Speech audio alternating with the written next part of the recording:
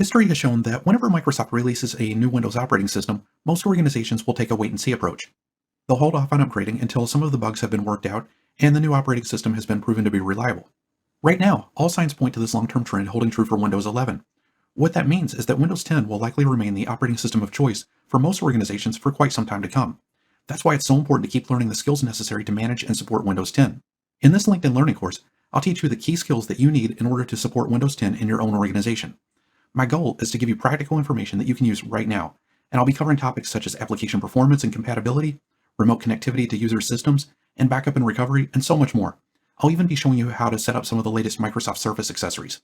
I'm Brien Posey, a 20-time Microsoft MVP, author, and commercial astronaut candidate, and I'll be your instructor for this course. So if you're ready to learn what you need to know in order to successfully manage and support Windows 10 in your own organization, then I welcome you to join me in this LinkedIn Learning course. Many of the topics that I cover in this course are foundational in nature, so there aren't many prerequisites for you to worry about. Even so, it will be helpful for you to have at least some prior Windows experience. This can be Windows 10 experience, but it could also be experience with a previous version of Windows, such as Windows 7 or 8, or even Windows XP. At any rate, you should have at least some level of familiarity with Windows. The other thing that you'll need is some basic IT knowledge. I won't be going into anything overly advanced in this course, but it will be helpful for you to have some basic knowledge of things like networking and PC hardware. Windows 10 contains numerous features and enhancements that simply didn't exist in Windows 8. But one of the changes that seems to have gotten the most attention is the return of the Start menu. As you may recall, Microsoft removed the Start menu from Windows 8, and there was such an outcry over that decision that Microsoft brought the Start menu back in Windows 10. Even so, the Start menu looks a little bit different from what it did in Windows 7. Let's take a look. I'll go ahead and click on the Start button, and when I do, you can see that the Start menu is divided into two halves. The left half of the Start menu is largely text-based and looks a lot like what we had in Windows 7. The right side contains Windows 8 style live tiles. Now, right now there's only one tile, but if we want to create additional tiles to use as a shortcut, we can certainly do that. So let's take a look at how that works. Let's suppose that we want to add a tile for Cortana. What we would do is locate Cortana within the menu, which it's right here, and then right-click on it, and then just choose Pin to Start. And when we do that, a new tile appears, and we can drag this tile around and move it to the location of our choosing. There are also some other things that we can do with tiles. For example, if I right-click on the tile, we can unpin it from the start, and then the tile goes away. I'll go ahead and put it back. Another thing that we can do is to resize the tile. So if I right-click on the tile, you can see that we have a resize option, and then we could make the tile small. We could make it wide, or we could even make the tile large. So we have a variety of tile sizes to choose from. So this means that we can mix and match tile sizes and drag tiles around into various sections of the Start menu and give it the look and feel that we really want. So the Start menu gives us far more flexibility than what we had in Windows 7 or in earlier versions of Microsoft Windows. So that's a quick introduction to the Windows 10 Start menu. Another interface item that Microsoft introduced in Windows 10 is the Windows Action Center. You can access the Windows Action Center through the icon that's located in the lower right corner of the screen. Now, before I click on this icon, you'll notice that it has the number 5 superimposed over top of it, and this indicates that there are 5 new action items that need to be taken care of, or that Windows wants to let us know about. So let me go ahead and click on the Action Center icon, and you can see what it looks like. So the Action Center is primarily designed to tell us what's going on with Windows. It gives us notifications. So at the very top, you can see that we have a notification from OneDrive, and this particular notification refers to a privacy update. Beneath that, we have a notification from Settings indicating that there's a problem with the Microsoft account on this machine, and that we need to go in and fix that. Next, we have a notification from Mail indicating that the Outlook account settings are out of date and that that is something that needs to be fixed. So as you can see, the Action Center gives us insight into what's going on with our machine and what we can do in order to make things run a little bit better. Now, let's suppose that we've taken care of all of these items. What we can do is to clear those notifications so that they're not constantly being shown to us, and we can do that by clicking on Clear All Notifications. I'll do that now. Now, the other thing that you might notice is that there are a series of buttons at the bottom of the Action Center. So we have buttons for Location, Nightlight, All Settings, and Network, and these buttons largely function as shortcuts. For example, the All Settings button, if I click that, will take me into Settings, just as it would if I were to go to the Start menu and click on Settings. So I'll go ahead and close that out and go back to the Action Center. And one last thing that I want to show you is the Expand button, which you can see the Expand link right here.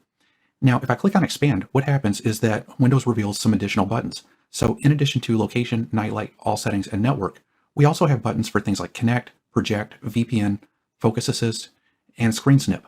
So that's how the Action Center works in Windows 10. Even though Windows 10 is often thought of as a PC operating system, it can be used on a variety of different device types, including tablets. And Microsoft even includes something called tablet mode in Windows 10 that's designed to make Windows a little bit easier to use on touchscreen devices. So I want to take a look at tablet mode. To do so, I'm going to click the Start button, and from there I'll go to Settings, and then I'm going to click on System, and then I'm going to click on the Tablet tab on the left side of the screen. Now we have two main options on the tablet screen. The first option controls what happens when you log into Windows. And the default behavior is that Windows will automatically be placed in the appropriate mode based on the hardware that you're using. So in other words, if Windows detects a keyboard, then it's going to operate in normal mode. But if it doesn't detect a keyboard and it does detect a touchscreen, then it will automatically switch to tablet mode. That's the default behavior, but you don't have to do things that way. If I open up the drop-down menu, you can see that we have options for always use tablet mode and never use tablet mode. I'm going to leave this machine set to the default behavior. The other option that we have controls what happens when you use the device as a tablet. So right now this is set to don't switch to tablet mode, but we can make it so that Windows will always switch to tablet mode when you use it as a tablet, or we can set it so that Windows will ask you if you want to switch modes. So the real question now is, how do you switch to tablet mode if you want to use tablet mode on an impromptu basis? Well, you might have noticed that there's a Change Additional Tablet Settings link at the bottom of the screen. I'll go ahead and click on that now. And when you go to the Change Additional Tablet Settings screen, there is a toggle at the top of the screen that you can use to turn tablet mode on or off. Now, you might notice the red text just above that option that says that this device does not have touch capabilities. I'm actually recording this video on a virtual machine, so we're a little bit limited as to what we can do here, but I want to show you what tablet mode looks like. The main thing to watch is the taskbar at the bottom of the screen. It's going to change drastically when I turn tablet mode on. I'll go ahead and do that now. So when I turned on tablet mode, the taskbar at the bottom of the screen changed, and the buttons at the top of the screen also changed. For example, the icons for minimizing and maximizing the display have disappeared. If I turn tablet mode back off, you'll notice those icons in the upper right corner of the screen reappear. And there you can see the icons. I'm going to switch back to tablet mode for a moment, because another thing that I want to show you is that the Start menu is far different in tablet mode than it is in normal mode. If I click the Start button, we're taken to a Windows 8 style start screen. And then we have a few options here that we can hover over. For example, if I go here, then we have options for Start, Pen Tiles, All Apps. I'll click that just so you can see what it looks like. You can see that the menu items are displayed in a larger format, and that makes them easier to access from a touchscreen device. So I'm going to go ahead and put this back in normal mode. And to do that, I'm just going to go to Settings. And that takes me right back to where we were a moment ago. And I'm going to set tablet mode to off. So that's how tablet mode works in Windows 10. If you've spent much time working with Windows, then you've probably noticed that Windows can become increasingly cluttered and messy as you open more and more applications. And it can sometimes be difficult to switch between applications. So I want to show you a few tricks that you can use to make it easier to transition from one application to another. So the first thing that we need to do is to open up a few applications. So I'm going to click on the Start button, and I'll open the calculator, and then I'll open Groove Music, and I'm going to open Maps. And I'm just choosing these applications at random. The applications themselves don't really matter for our purposes here. So as you can see, we've got multiple applications open, and the desktop is already looking fairly cluttered. So what can we do to make things a little bit neater? Well, one option is to snap an application to either the left or the right side of the screen, and then that will cause that application to consume exactly half the screen, leaving the other half for the remaining applications. I'll show you what this looks like. I'm simply going to drag the Maps application to the right side of the screen, and when I do, you'll notice that we have this line that goes down the middle of the screen, and when I let go of the mouse button, the application snaps to that side of the screen. And we can do the same thing with the other applications as well. At this point, I can simply click on either Groove Music or the calculator, and it will consume the other half of the screen. I'll show you what this looks like. So I clicked on Groove Music, and now it consumes the other half of the screen. So this is a very easy way of running two applications side by side. But what are our other options? Because we have three applications that are open, not just two. Well, one way that you can easily switch between applications is to hold down the Alt key and press Tab. And when you do that, you'll see this pop-up that displays all of your open applications. So if we want to select the calculator, all we have to do is continue holding down Alt, hit Tab again until the calculator is selected, and then let go of the Alt key, and the calculator will be brought to the top. And this works with all of the open applications. Now, another thing that we can do is to hold down the Windows key and press Tab. And when I do that, we have a much cleaner view of the applications that are open. This time, all of the clutter in the background is hidden from us, so all we see are thumbnails of our applications. And so then at that point, we simply click on the application that we want to open, and then that application is brought to the top. Now, it didn't really look like it did much because we already had that particular application pinned to the side of the screen. So let's go ahead and change the view a little bit. I'm going to resize these windows, and we'll move them around a bit. And now I'm going to hold down the Windows key and press Tab, and then I'm going to click on Groove Music. And when I do, Groove Music is brought to the front. So those are just a few tricks for navigating between open applications in Windows 10. The clipboard has been a part of Windows from the very beginning. If you're not familiar with the clipboard allows you to copy data from one application to another.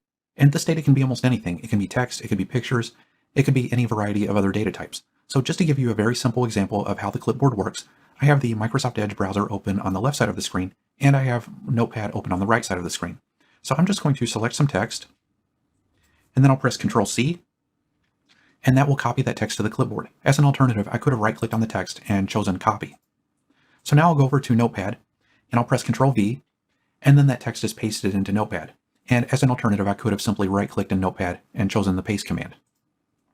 So that's the clipboard at its most basic, but there are some more advanced things that you can do using the clipboard. To show you how this works, I'm going to go ahead and close this out. And what I'm going to do now is click on Start, and then I'll go to Settings, and I'll click on System, and then I'll choose the Clipboard tab. And there are two settings within the Clipboard tab that you need to be aware of. The first one is Clipboard History, because as you saw a moment ago, when I press Control-V or when I right-click and choose the Paste command, then Windows will take the most recent item out of the clipboard and paste it into the application that I'm trying to paste that information into. And that's great, but when Clipboard History is enabled, which it needs to be turned on, it's not enabled by default, but when Clipboard History is enabled, it retains a list of all of the things that you've added to the clipboard, so that way you can pick and choose what it is that you want to paste into your application. So let's take a look at how this works. I'm going to open up Notepad once again. And if I were to simply press Control-V, then the most recent item from the clipboard will be pasted into Notepad. I'll go ahead and get rid of that. Now let's take a look at what happens if instead of pressing Control-V, we press the Windows key and V. When I do that, I see a list of the clipboard history, and I can actually pick and choose which of these items I want to paste into Notepad. So here's the item that I pasted a moment ago, but here's an older item from my clipboard. I can click on that, and then that's pasted into Notepad. And again, I'm only using Notepad for the sake of demonstration. This works with virtually any application in Windows. So let me go ahead and close out Notepad. The other option that you need to know about is Sync Across Devices. And when you enable Sync Across Devices, your clipboard contents actually copy across to any Windows devices that you happen to be using and are logged into. So you can actually copy an item on one PC to the Windows clipboard and then use that clipboard item on a different PC. And all you have to do is make sure that you're logged in on both of those PCs and just turn this on. So that's how you use the clipboard in Windows 10. Focus Assist, which used to be known as Quiet Hours, helps you to tune out some of the distractions that can often come when using Windows 10. So let me show you how this works. What I'm going to do is to begin by clicking on the Action Center icon, which you can see in the lower right corner of the screen. And when I open the Action Center, you'll notice that we have an icon marked Focus Assist. If I click on this icon, then it will illuminate in blue and it will reflect a status of priority only. If I click this again, the status changes to alarms only. And if I click it one more time, it turns back off. So if you're a little bit unclear as to what these various modes do, or if you want to gain a bit more control over the process, then what you can do is right-click on Focus Assist and choose Go to Settings. And this will open up settings and take you to the settings related to Focus Assist. And then right at the top, you can see a description of each one of these modes, and you can select the mode that you currently want to be in. For example, when Focus Assist is set to off, you'll get all of the notifications from your apps and your contacts. When Focus Assist is set to priority only, you'll see only selected notifications from the priority list, and the rest are going to go straight into the Action Center. Incidentally, you can customize your priority list by clicking on the Customize Your Priority List link that you can see right here. And then the third option is Alarms Only. And when you have Focus Assist set to Alarms Only, then all of the notifications are going to be hidden except for alarms. Now, we also have something called Automatic Rules, and Automatic Rules control Focus Assist's behavior in certain circumstances. For example, you can set Focus Assist so that it will go into priority only mode during certain hours. All you have to do is turn this on, and when it's on, Focus Assist will be in priority only mode from 11 p.m. to 7 a.m. Incidentally, you can change that schedule simply by clicking here and then setting the schedule of your choice. You can also enable Focus Assist when you're duplicating your display. The presumption there is that if you're duplicating your display, you're probably giving a presentation and don't want to be disturbed. Focus Assist can also be automatically enabled when you're playing a game or when you're using an app in full screen mode. So that's how you use Focus Assist in Windows 10.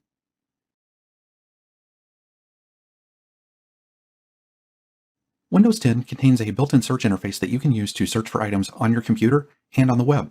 Let me show you how it works. You can see the search box in the lower left corner of the screen. I'll go ahead and click on that now. And when I do, the search interface opens. And the first thing that you'll probably notice about this interface is that it's divided into a series of tabs. Right now, the All tab is selected. So if I were to type a search query, I would see all kinds of results related to that query. Right now, we see some default results. I haven't even typed in any kind of query, but Microsoft gives me a few things that they think I might be interested in. For example, we have top apps, things like Settings, File Explorer, Microsoft Edge, and so on. We also have recent, and Notepad is listed among there, which I recently did a search for Notepad, so that's why that's listed in there. But we also have virus and threat protection and backup settings, which I've recently searched on. Then we have quick searches. This includes things like weather, top news, today in history, and coronavirus trends. These aren't related to anything that I've searched for in the past. These are just things that Microsoft has put into place for your convenience. The next tab is the Apps tab. I'll go ahead and click on that. Now, the Apps tab allows you to search for applications on this machine. So we have frequent results, things like Settings, File Explorer, Microsoft Edge, Microsoft Store, and Maps. But then we also have recent search results. For example, I recently searched on Notepad, so that appears in the recent results. I'll go ahead and search on another application. I'll type WordPad. And as I type WordPad, you can see that we have a result for the WordPad application, and then we have a few options related to that. We can open the application, we can run it with administrative privileges, we can open the file location where the application resides, we can pin it to the start menu or to the taskbar, or we can even uninstall the application directly from the search interface. So there's a lot that we can do here. And if I were to simply click on WordPad, WordPad would open.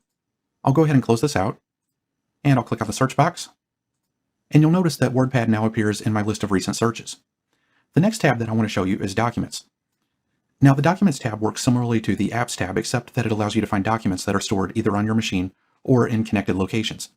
So let me just begin typing a couple of letters. I'll type IM, and immediately Windows finds a document called important.document.txt. And we have some very similar options for this document as to what we had for the WordPad application that I searched on a moment ago. We can open it, we can open the file location, and we can even see the full path. We can even see when this document was last modified. And if I wanted to launch the document, I could simply click on it. Next, we have the Web tab. Now, the Web tab shows us results from the internet. So what you see here is just default search results. This is something that Microsoft delivers by default and has nothing to do with anything that I might have searched on in the past. And you can see that the Web tab is already populated with some results. And these results are tied to the query that I began typing when I was on the Documents tab. If you look in the lower left corner of the screen, you can see the letters IM. This is left over from where I started searching for my important document.txt file. If I back up over IM, you'll see the search results change. So whatever I enter here, Windows will search for on the web. So I'll go ahead and type my own name. And when I type that, I see a link to my LinkedIn profile. I see a link to my own personal web page. And then if I were to scroll down, I'm sure there would be plenty of other web results. But that's how the Web tab works. I'll go ahead and clear that out. And then the last tab is the More tab. The More tab allows you to perform a refined search against other types of data. For example, you can search for email messages, folders, music, people, photos, videos, and even settings on your machine. So if you're having trouble finding a particular setting as you're working with Windows, this is a great place to go because you can actually search for the setting that you're looking for. So that's just a quick overview of the search interface in Windows 10. Microsoft has built a search engine directly into Windows 10. You can see it in the lower left corner of your screen. And while you can use the search engine without having to do any sort of configuration, Microsoft does give you a degree of control over the types of search results that are returned. So let's take a look at the search settings. I'm going to go ahead and click on the search box. And this opens up the search interface. I'm going to click on the More icon, and then I'm going to go to Search Settings. And this brings up the Permissions and History page. Now there are a few different options here. The first option is Safe Search. And what Safe Search does is it controls what happens if the search engine finds adult content that is related to your search query. The default configuration is moderate. That means that if adult content is found in response to a search that you've performed, then Windows will filter out any sort of images or videos, but it will keep text-based results. If you don't want to see those results, then you can set Safe Search to Strict, and that will get rid of images, video, and adult text. Or as an alternative, you can turn Safe Search off, in which case the results will be completely unfiltered. The next section is the Cloud Content Search. And there are two options here, Microsoft Account and Work or School Account, and both of those are enabled by default. So what the Microsoft Account option does is when that's turned on, it will allow Windows Search to include results from applications and from services that you're signed into with your Microsoft account. Now the Work or School Account option does the exact same thing, except rather than looking at applications and services that you're signed into with a Microsoft account, it looks at applications and services that you're logged into with a Work or School account. Typically this means a domain account. So I'll go ahead and scroll down, and there's one more setting here. And this is history. So you can see that there's an on-off switch, and when this is turned on, then in order to improve search suggestions, Windows Search will store your search history locally on the device. And if you don't want that history to be retained, you can simply turn this off. And then there's also a clear device search history button that you can use to get rid of your search history if necessary. So those are the settings that are available for Windows Search.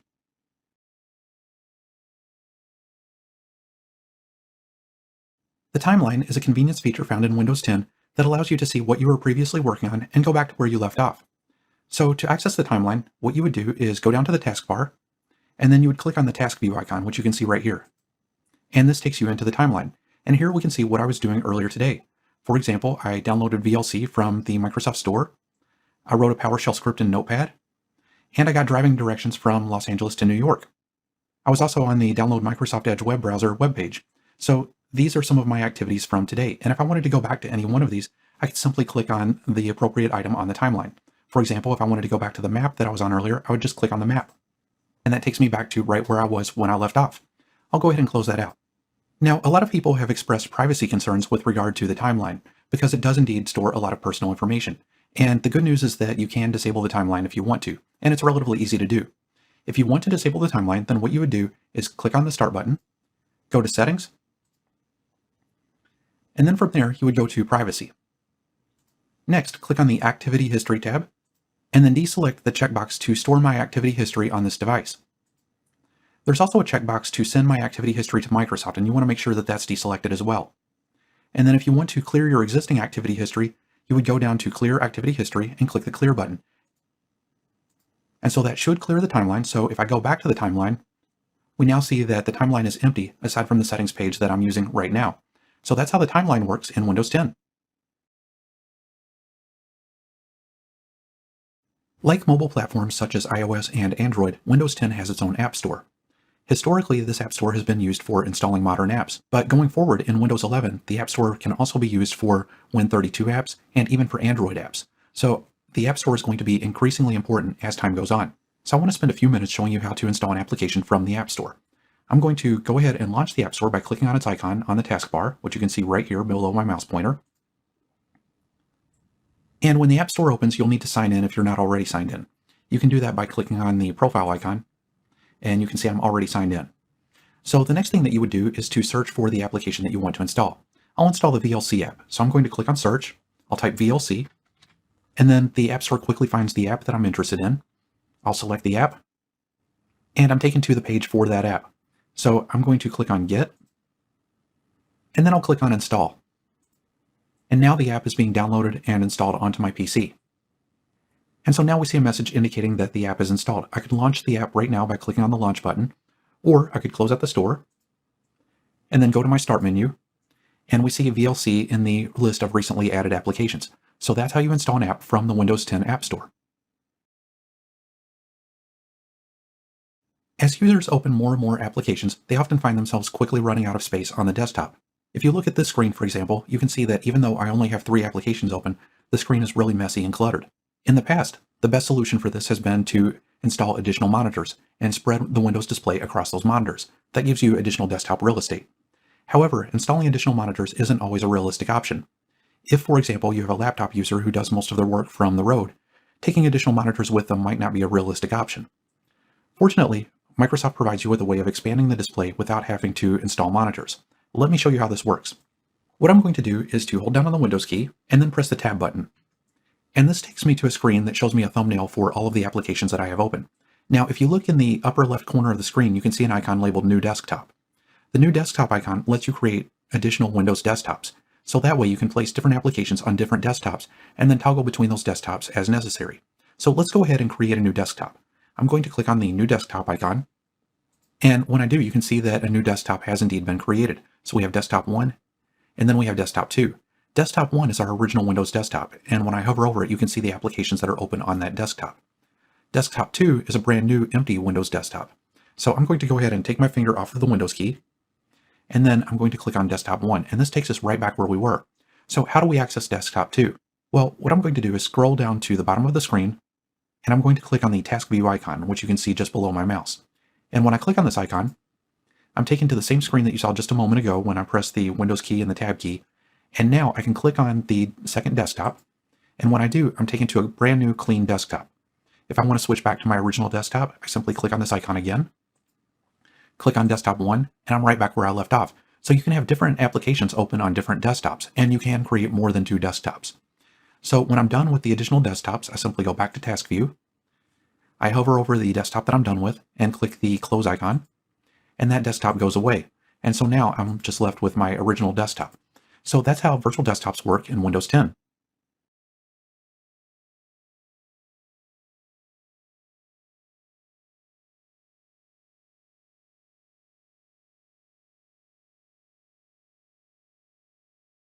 You may occasionally find that applications that ran without issue in earlier versions of Windows simply won't work in Windows 10 due to compatibility problems.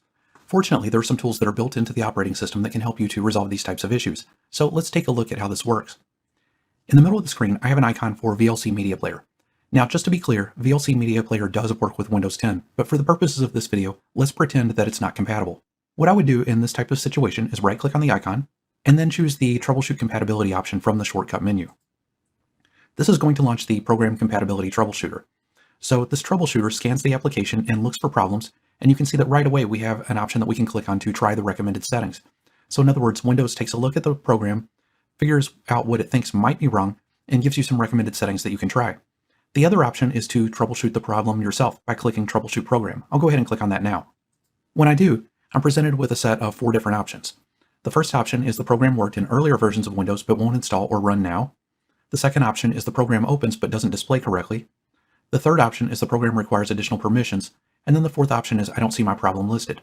So you would simply select whichever checkbox corresponds to the problem that you're having. Now it's worth noting that because checkboxes are used here as opposed to buttons, you do have the option of selecting multiple problems. For example, I could select this one and this one. I'll go ahead and deselect one of these, and I'll click Next. So because I specified that the program ran in an earlier version of Windows but doesn't run in the current version, I'm prompted as to which version of Windows the program worked in. I'll go ahead and choose Windows XP, and I'll click Next. And so now some compatibility settings are being applied, and we have the ability to test the program to find out if these settings worked. So all we would do now is click Test the Program, and then Windows would attempt to launch the application just to verify that it does indeed work with the new settings. So that's how you troubleshoot compatibility in Windows 10.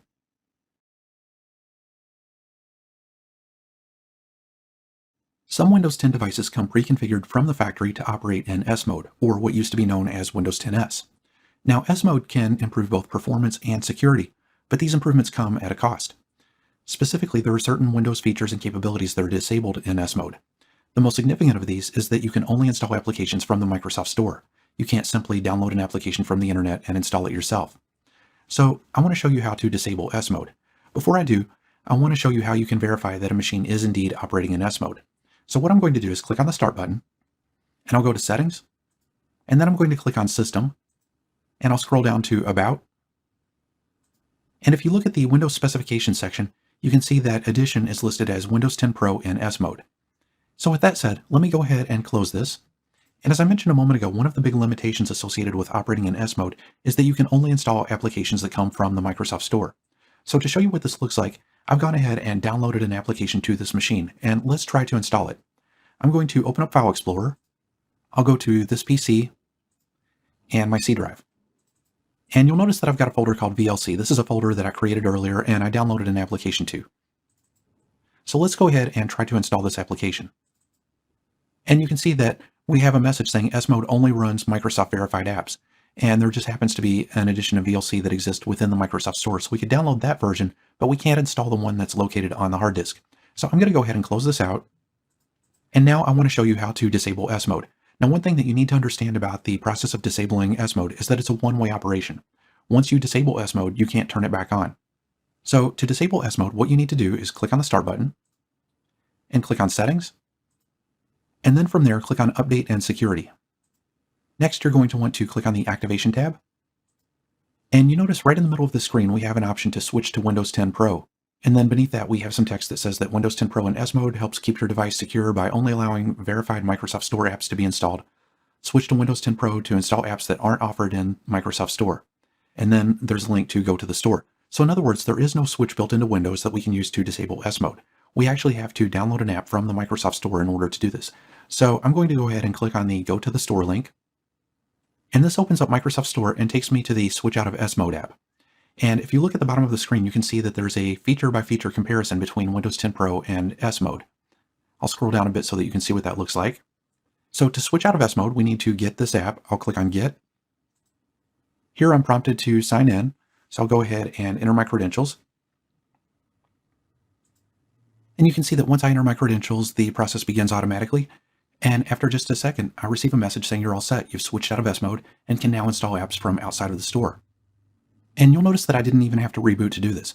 So I'm going to go ahead and close this out. And if I attempt to install VLC again, we should be able to do it because now we're no longer operating in S mode.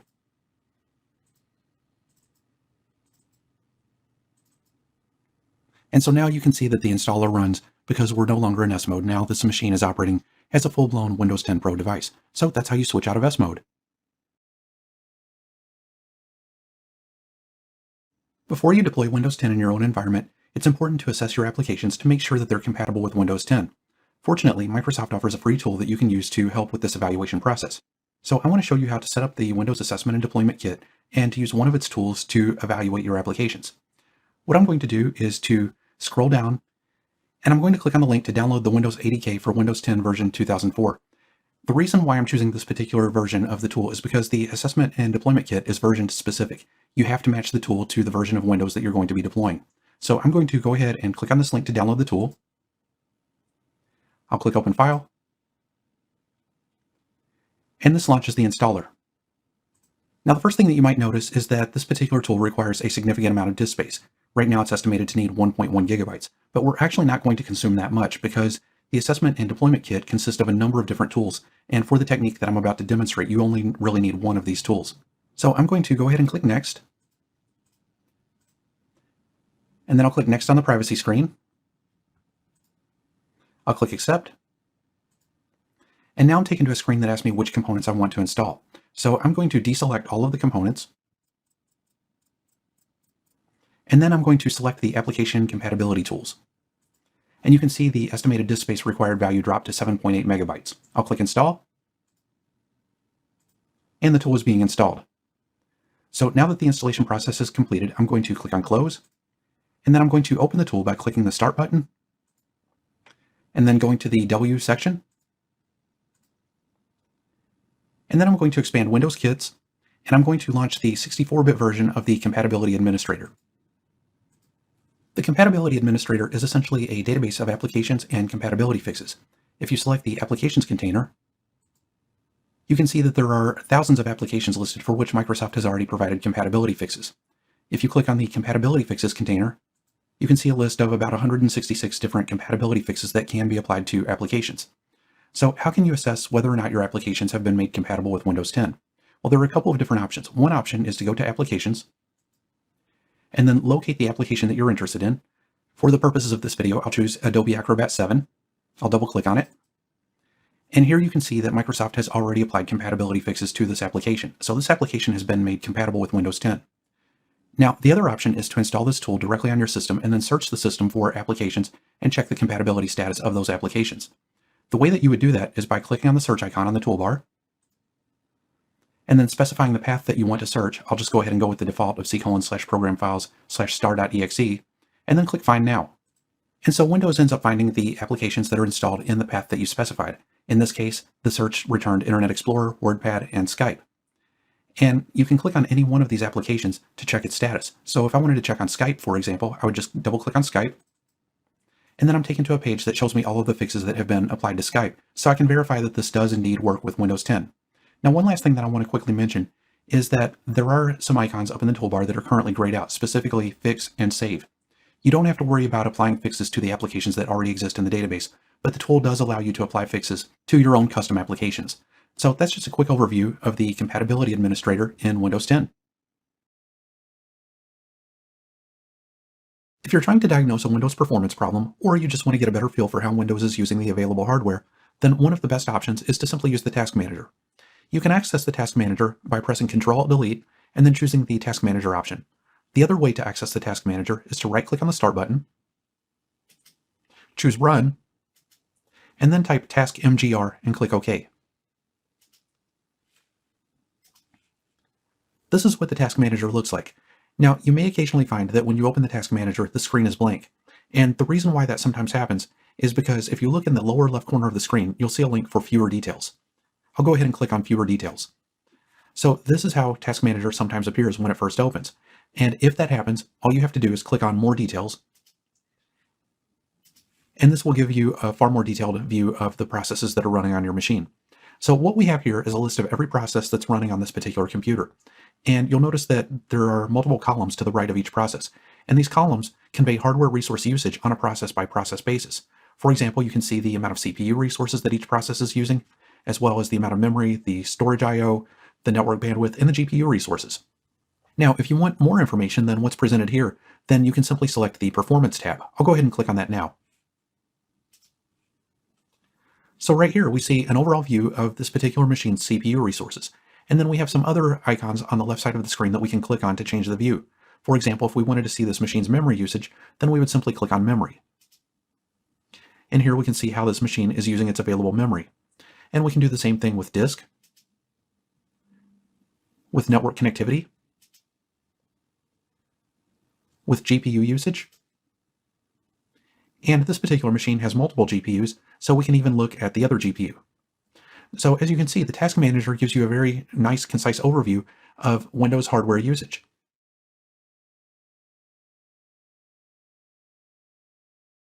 Although the Task Manager is a good tool for reviewing hardware resource usage on a Windows machine, you may sometimes find that the Task Manager doesn't give you enough information by itself. In those types of situations, you may be better off using the Resource Monitor. To access the Resource Monitor, you'll need to first open the Task Manager, so let's go ahead and do that now. I'm going to right-click on the Start button. I'll click Run, type Task MGR, and click OK. And this opens the Task Manager. From here, I'm going to click on Performance. And at the bottom of the Performance tab, we have a link to open the Resource Monitor. I'll go ahead and click on that now. So this is what the Resource Monitor looks like. And right now we're looking at the Overview tab. The Overview tab gives us some basic information about the processes that are running on the machine and how those processes are using CPU, disk, network, and memory resources. There are also some charts on the right side of the screen that show us CPU usage, disk usage, network usage, and memory usage. We also have some tabs along the top of the screen that break these resources down a little bit further. So let's take a look at those tabs. I'm going to click on the CPU tab.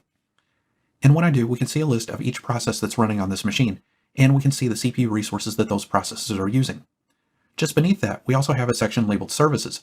And if I expand the Services section, we can see the services that are running on the machine and how those services are using CPU resources. Perhaps more interestingly, if you look at the right side of the screen, we can see a series of charts. The top chart gives us an overview of the total CPU usage on the machine. And then from there, we can see another chart that shows service CPU usage, and then we see the CPU usage broken down by individual core. For example, we can see that CPU 0 and CPU 2 are using more resources than CPU 1.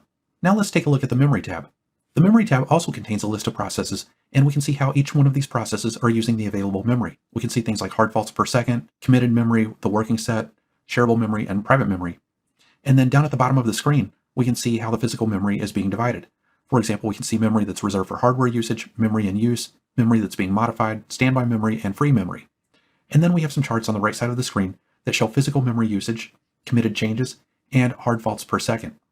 Now let's take a look at the Disk tab. The Disk tab shows us which processes are currently generating disk activity and how much activity is associated with each one of those processes. We also have two charts on the right side of the screen. The top one shows current disk activity, and then the bottom one shows the current disk queue length. The last tab is the Network tab. The Network tab shows us which processes are currently generating network activity, and then we have charts for each one of this machine's network adapters where we can see the network traffic that is being generated. So that's just a quick overview of how the Resource Monitor works. The most comprehensive tool that's available for assessing Windows hardware usage is the Performance Monitor.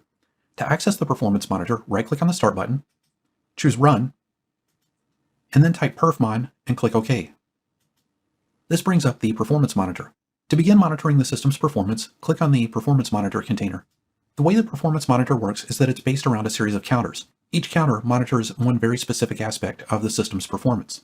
For example, the default counter is percentage processor time. This counter shows the percentage of time that the CPU is in use. So for example, at the top you can see 100%, at the bottom you can see 0%, and you can see that the CPU is being very lightly used on this particular machine. So let's take a look at how to add some additional counters. The way that we would do this is by clicking the green plus icon, And this is going to bring up a dialog box that shows a series of categories. And each one of these categories can be expanded to reveal a series of counters that are related to that category. To show you how this works, I'm going to expand the processor container, and we see various counters related to the processor. I'm going to choose the percent idle time counter. The percent idle time counter shows the amount of time that the CPU is sitting idle, not really doing anything. I'm going to add all instances of that counter. I'll click the Add button and click OK. And so now what we see is the percentage of idle time for each individual CPU core. You'll notice down at the bottom of the screen that each one of the cores has been assigned a different color on the chart. And because the system is relatively idle at the moment, we see the percentage CPU time counter being very low, and in contrast to that, we see the percentage idle time counters being very high, because the system is idle most of the time. And we can turn individual counters on and off very easily just by selecting the corresponding checkboxes. For example, I'll turn a few of these off.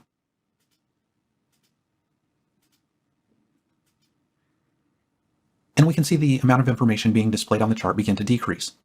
We can also remove counters simply by selecting the counter and then clicking on the red X icon at the top of the screen. And so by adding and removing counters, you can see exactly the performance metrics that you're interested in. And that's how the performance monitor works in Windows 10.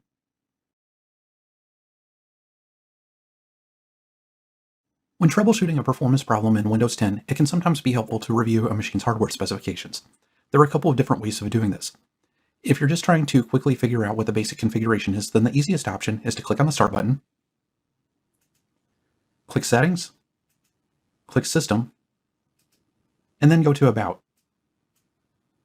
And here we can see the device specifications. So here we see the PC name. You can see that the processor is an Intel Core i7, 10th generation at 1.3 gigahertz. We can also see that this machine has 32 gigabytes of RAM installed, so we get some basic system information. Now, if you need more detailed information than what is presented here, then the thing to do is to click on the Device Manager link, which you can see off to the right side of the screen. I'll go ahead and click on that now. This is what the Device Manager looks like, and if it looks a little bit familiar, it's probably because this has been a part of Windows for many, many years. What we see here is a listing of various categories of hardware, and then we can expand each one of these categories to review the specifications within it. For example, if I were to expand Computer, we can see that this is an ACPI x64 based PC. If, on the other hand, we wanted information about the processors that are inside of this computer, we could simply expand Processors, and we can see information for each of the CPU cores. So here we can get some really detailed information about the hardware that the PC is equipped with. The Device Manager can also be used as a mechanism for updating device drivers. Let me show you how this works. Suppose, for example, that I wanted to install a new display adapter driver. What I could do is expand the display adapter. Then I could right-click on the display adapter that I wanted to assign a new driver to, and then just choose Update Driver. And then from there, I have the option of either searching automatically for a new driver or browsing my computer for a driver file that I've already downloaded. So that's how you access basic hardware information on a Windows 10 PC. Occasionally, you may find that Windows begins to run low on hard disk space.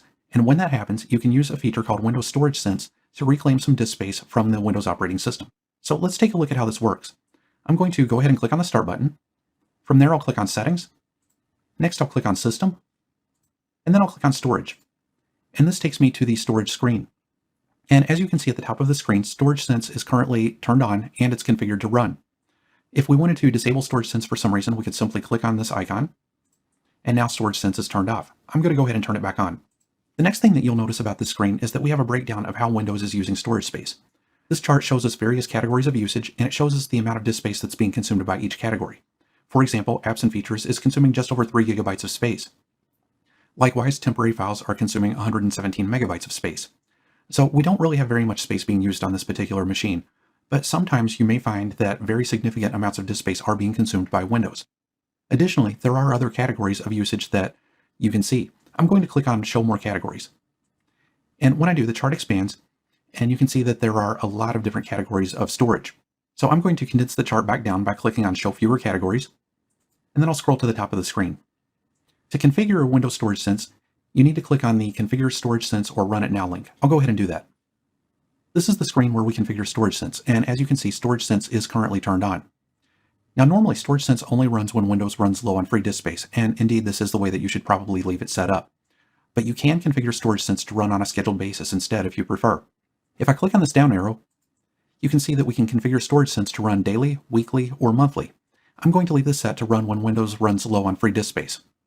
Next, we have the temporary files section. And there are 3 settings found here. The first one is a simple checkbox, and when enabled, this allows StorageSense to delete temporary files that your apps aren't currently using. Typically, this is something that you're going to want to leave enabled. The next option tells Windows to delete files in the recycle bin if they've been in there for a specific amount of time. Now, right now, I've got this turned off, but the default value is 30 days. So if I click on the down arrow, we can see that we can set this for 1 day, 14 days, 30 days, or 60 days. There's also an option to delete the files in your downloads folder if they haven't been open for a specific length of time. Now, this one is disabled by default, but you can set this for 1 day, 14 days, 30 days, or 60 days. The last setting that you'll see is used with OneDrive files on demand. If you happen to use files on demand, then you can configure it so the content will become online only if it hasn't been opened for an extended period of time. And again, we can choose what that time period is. We can choose between 1 day, 14 days, 30 days, and 60 days. And then finally, there's a Clean Now button at the bottom of the screen that you can use if you want to run StorageSense right now to free up some disk space. So that's just a quick overview of StorageSense in Windows 10. You may occasionally find that your Windows 10 PC contains applications that you don't wish to have installed. In these types of situations, it's easy to remove an unwanted application. The machine that you see here is a Microsoft Surface Book 3, and it's running a default configuration. As you can see on the desktop, this machine came preloaded with Microsoft Teams. Now, that's a normal thing. Windows 11 comes with Microsoft Teams integrated in it. But hypothetically speaking, let's suppose that for whatever reason, we didn't want Teams to be installed on this machine. Let's take a look at how to remove it. What I'm going to do is click on the Start button, and then I'm going to go to Settings, and from there, I'm going to click on Apps. Here we have a list of the applications that are installed on this machine. So what we need to do is scroll through the list to locate Microsoft Teams. And here's Microsoft Teams, so I'm going to click on it, and then I'll click Uninstall. When I do, I'll see a message indicating that the app and its related info will be uninstalled, so I'll go ahead and click the Uninstall button. And then after a few minutes, the application is removed. So that's how you uninstall an unwanted application in Windows 10. Whether you install Windows 10 yourself or you purchase a brand new machine with Windows 10 preloaded, you're likely to find that Windows comes pre-installed with a number of items that you don't necessarily want. This is especially true if you're going to be using Windows 10 in a business environment. Let me show you what I mean. Right here, I have a Windows 10 machine and it's running a clean version of Windows. I just installed this. And if I click on the Start button, you'll find that there are a number of items that are pre-installed. The most obvious is all the tiles that you see on the right side of the Start menu. We have tiles for Photoshop, for games, for TikTok, and any number of other items. There are also some potentially unwanted shortcuts in the Start menu itself. For example, we have Adobe Photoshop, Dolby Access. If I scroll down a little bit, we have Hidden City, which is a game. We have the Microsoft Solitaire collection. So there are a lot of different things going on here. Fortunately, this can be removed. Now, you can remove these items manually, but it can be a tedious and time-consuming process, especially if you have to do more than one PC. But there's also a utility that you can use to uninstall these items for you. Now, before I show you what this utility is and how it works, I need to point out that this utility isn't a part of Windows. It's a freeware utility that you would have to download from GitHub, and that means that it's unsupported. Now, having said that, this utility is something that I've personally had really good luck with, so I wanted to show you how it works in case it can be of benefit to you in your own organization. So I'm going to go ahead and close out the Start menu, and from there, I'm going to switch over to my browser. So here I am in GitHub, and you can see that the utility is called Windows 10 Debloater, and you can see the URL and the address bar at the top of the screen. Now, downloading this utility is really simple. All you have to do is click on the green code button, which you can see right by my mouse pointer, and this will allow you to download the utility as a zip file. From there, you would simply extract the contents of that zip file the same way that you would with any other zip file. So let me go ahead and close out my browser. So the next thing that I'm going to do is to open up File Explorer. I'll go to this PC, and I'll go to my C drive. And what I wanted to show you is that I've already downloaded the debloater, and I've placed the files in a folder called debloater. And these are PowerShell scripts. And the one that we're especially interested in is Windows 10 Debloater GUI, which you can see right here. So with that said, I'm going to go ahead and close out File Explorer and switch over to PowerShell. So I'm just going to type PowerShell in the search box. And I'm going to click on Run as Administrator. And from here, I'm going to type cd / to drop down to my root directory.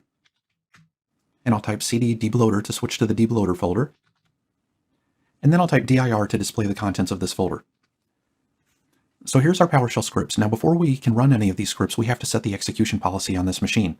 And we do that by using the set execution policy commandlet. I'll go ahead and type that now. And for the purposes of this video, I'm going to set the execution policy to unrestricted.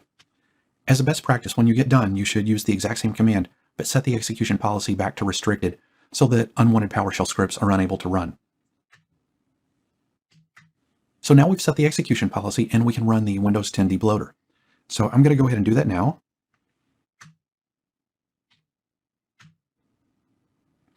So this is what the Windows 10 debloater looks like. And as you can see, there are a number of different options here. We have buttons for doing things like uninstalling OneDrive, unpinning tiles from the Start menu, and we can even create a block list of the items that we want to remove. But if you're simply trying to clean up a brand new machine, the easiest thing to do is to click on the Remove All Bloatware button. It's the second one from the top right here. So I'll go ahead and click on this now. And when I do, you're going to see several actions happening. And these are all being done by the script. This isn't anything that I'm doing. And when the script completes, we can see that the Start menu is much cleaner than it was before. The live tiles are gone, and most of the unwanted shortcuts have also been removed. We can see that as we scroll through here. So that's how you use the Windows 10 debloater to get rid of a lot of the potentially unwanted programs that are installed in Windows 10 by default. As you use Windows, you may find that it becomes slower and slower over time. One of the main reasons why that happens is because as you install applications, those applications can add items to the startup. So in other words, as Windows starts up, it also loads components that belong to those various applications, thereby causing the startup process to take a little bit longer. Well, fortunately, Windows 10 contains a mechanism that you can use to review items that start automatically. So let's take a look at what that looks like. To get to the startup configuration, you need to use the Task Manager. You can access the Task Manager by right-clicking on the Start button, going to Run, and typing Task MGR at the Open prompt and clicking OK. When the Task Manager opens, go to the Startup tab. This tab shows everything that's configured to start up automatically with Windows. So for each of the applications that are on this list, you can see the application's name, you can see who published the application, and you can also see a status of either enabled or disabled. Enabled means that the item is actively starting when Windows starts up. Disabled means that although the item appears on the startup list, it isn't actually loading at startup. And then you can also see a startup impact for each item on the list, and the startup impact essentially conveys how much of a delay that item is going to add to the boot process as it loads. Very often, as you review this list, you may find that there are certain items on the list that either shouldn't be there or that you're not sure if they should be there or not because you don't recognize them. So Microsoft gives you some tools that you can use to kind of narrow things down a little bit. Let's take a look at how this works. Suppose for a moment that I didn't know what Skype was. What I could do is right-click on Skype, and then I could choose Search Online. And when I do that, the web browser is going to open, and we can see right here a web page telling us that Skype.exe is a legitimate process file that works as an executable file component for voice and video chatting application Skype Messenger. So very quickly, we've been able to identify what Skype is. Now, Skype is a well-known application, but very often you may find components within the startup list that aren't quite as familiar. So being able to look those components up like this can be very helpful. Once you've gone through the list and you've figured out what should and shouldn't be there, you can easily disable items that don't belong. And the way that you would do that is simply by right-clicking on the item, and then either choosing Enable or Disable. And that will enable or disable the item so that it either starts or doesn't start at system startup. So that's how you review the startup items in Windows 10.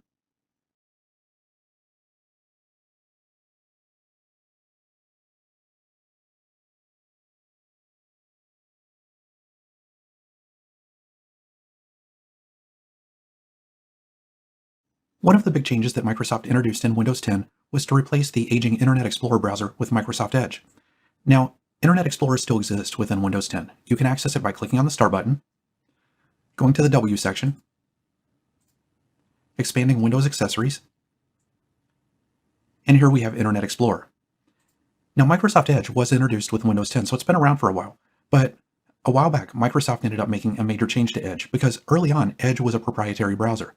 However, Microsoft rewrote Edge to use Chromium. That's the same engine that Google Chrome uses.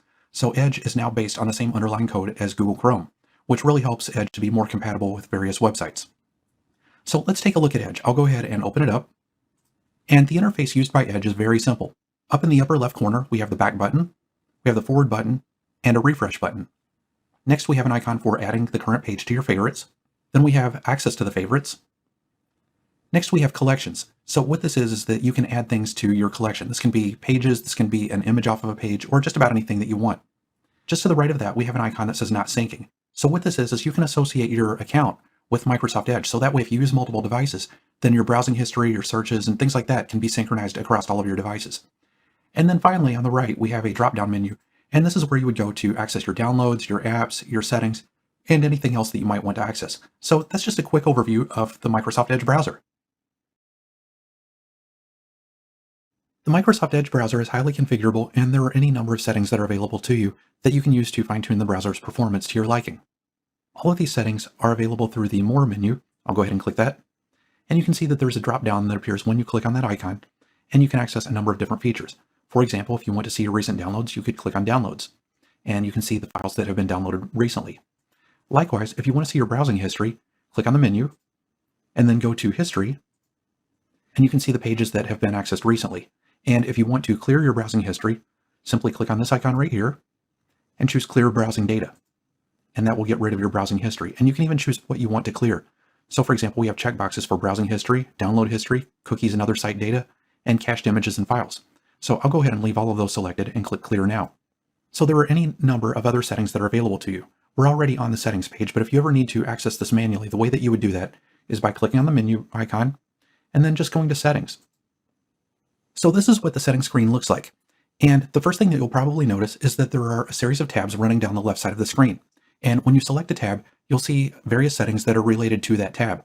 So for example, right now, the Profiles tab is selected, and then we have settings exposed related to things like managing your account, synchronizing, personal info, passwords, payment information, and more. Now, the main thing that I wanted to show you within the settings is the search box. And the reason why I wanted to show you the search box is because there are a huge number of settings buried within the settings screen, and the search box can make it a lot easier to find whatever it is that you happen to be looking for. If, for example, you're looking for something related to downloads, you could simply type the word download into the search box, and anything even remotely related to downloading would be exposed. So that's just a quick taste of the settings that are available for Microsoft Edge.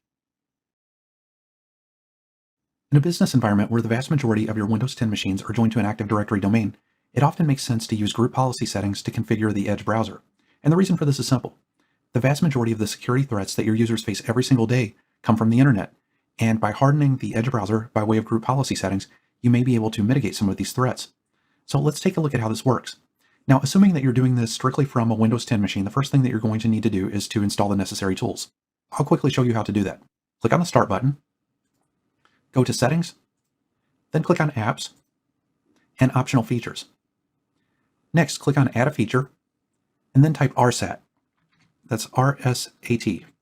That stands for Remote Server Administration Tools, and as you can see, there are a number of different remote server administration tools available for you. I'm going to go ahead and cancel out of this, and the reason why I'm canceling is because I've already got the necessary tools installed. If I scroll down just a little bit, you can see that I have the RSAT Group Policy Management tools installed. So I'll go ahead and close out of Settings, and then the next thing that we have to do is to prepare the Active Directory Central Store. So to do that, I'm going to open up File Explorer. So within File Explorer, what you're going to need to do is to navigate to the location that's going to house your Active Directory Central Store. And that location is the fully qualified domain name of your domain controller. If you've got multiple domain controllers, it's fine, just pick one. Then sysvol, then your Active Directory domain name, and then policies. Now, once you're in this location, what you'll need to do is to create a folder called Policy Definitions. I've already created the folder. You can see it right here. And the way that you do that is simple. Just right-click, go to New, Folder, and then enter Policy Definitions exactly as you see here as the folder name. I'm going to go ahead and expand Policy Definitions. So now what we have to do is to copy some policy definition files from our Windows 10 machine. So to do that, I'm going to open up another File Explorer window. And as you can see, Windows 10 has its own policy definitions folder.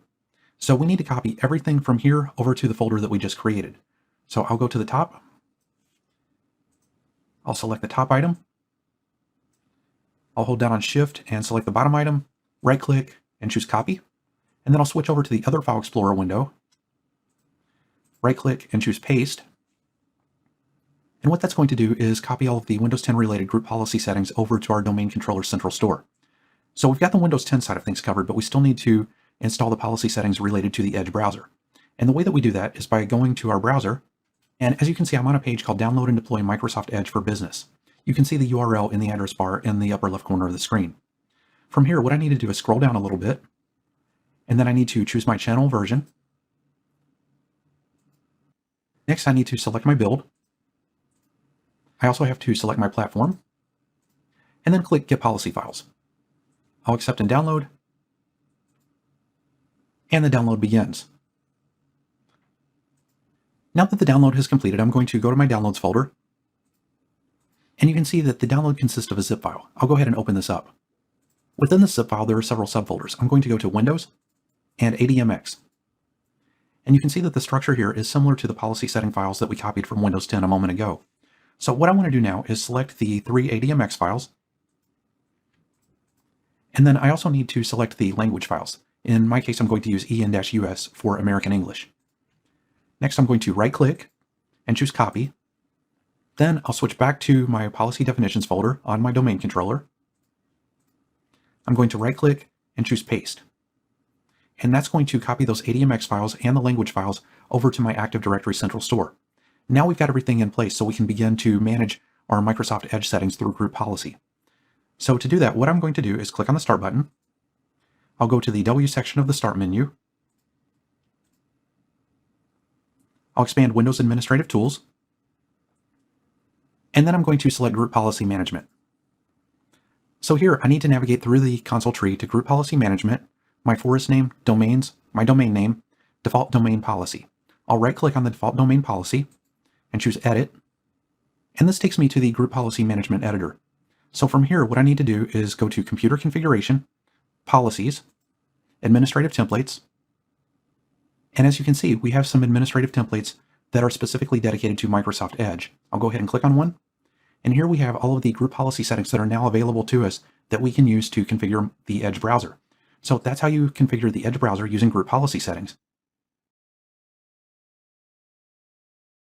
Like most modern browsers, Microsoft Edge supports the use of browser extensions. An extension gives new capabilities to the browser that aren't included natively. So let's take a look at how to install an extension into Microsoft Edge.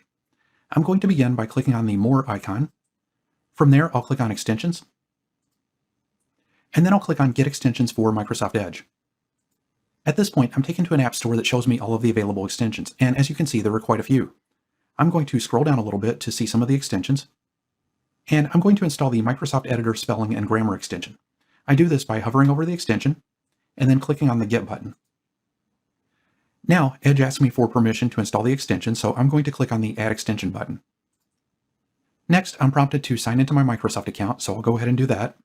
And when I do, I'm taken to a web page that describes what the extension is and what it does. More importantly, the extension has already been installed.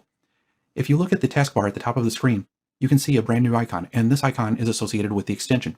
So to access the extension, I would simply click on this icon, and this brings up the various features of this particular extension. So that's how you install an extension in Microsoft Edge. One of my favorite features in the Edge browser is the ability to use Windows inking to mark up a PDF file. So as you can see, I went to a web page and opened a sample PDF file. And you might notice that there are some drawing tools that are listed at the top of the screen. If I click Draw, for instance, I can use my Surface Pen and write on the PDF file. This is extremely handy if you have to sign a PDF-based document. And you'll notice that the Draw tool contains a drop-down arrow. If I click that, we can change ink colors or the line thickness. There's also a highlighter tool that works the same way. I can select Highlight, and I can click the down arrow to choose a color if I like, and I can highlight words within the document. Additionally, there's an Erase tool. So if I click on Erase, then I can use my Surface Pen as an eraser. For example, I just erased the highlighting that I did a moment ago. So that's how inking works for PDF documents in Microsoft Edge. Microsoft Defender Application Guard uses virtualization to create a sandboxed environment around the Edge browser. That way, you can access potentially risky web content without having to worry about it harming your PC. So let's take a look at how to install Microsoft Defender Application Guard. I'm going to begin by right-clicking on the Start button. From there, I'll go to Run, and I'm going to type Control to access the control panel. Next, I'm going to click on Programs, and then I'm going to click on Turn Windows Features On or Off. Now, I'm going to select Microsoft Defender Application Guard. And incidentally, if you find that this feature is grayed out, it's most likely because your machine isn't configured to support virtualization. I'll click OK. And then after several minutes, you'll see a message indicating that Windows has completed the requested change. At this point, you'll have to reboot the system, so I'm going to pause the video for a moment and reboot the system, and we'll pick it up after the reboot. The reboot is now complete, and so now I want to show you some of the settings that are available for Microsoft Defender Application Guard. I'm going to click on the Start button, and then I'm going to go to the Start menu's W section, and I'm going to click on Windows Security.